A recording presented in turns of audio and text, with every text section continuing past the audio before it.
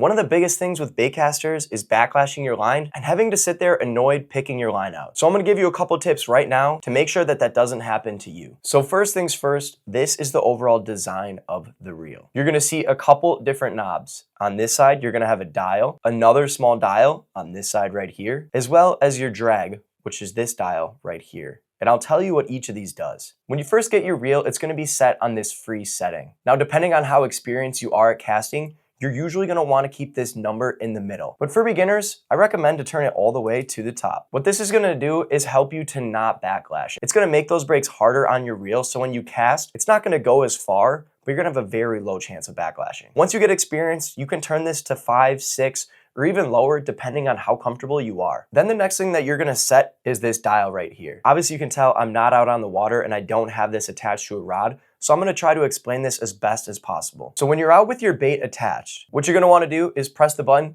and let your bait fall to the ground. Now, depending on how fast or slow that your bait falls to the ground is how you're gonna adjust this knob. Your goal is when you're standing there and you press the knob, the bait should fall to the ground and no line should come out afterwards. You can do this a couple times. It usually takes 3 to 4 times to get that setting correct, but once you get it exact, you're gonna be ready to cast. Now, the last thing on the reel that doesn't really affect how you cast is the drag, and that's this notch right here. Depending on how much you turn this up and down is gonna dictate how hard or easy it is to pull the line out of the reel. Lower drag, less tension. And that's about it. Not getting too into the weeds and too intense with this. Save this video, come back to it and reference it as much as you need to. Like I said earlier in the video, we have 3 of these reels and it's very universal across all bait casting reels across any company. If you want to check out these 3 reels that Reaction Tackle has to offer, press the link down below and pick one up for yourself today. Reference this video to help you catch more fish and have less backlashes.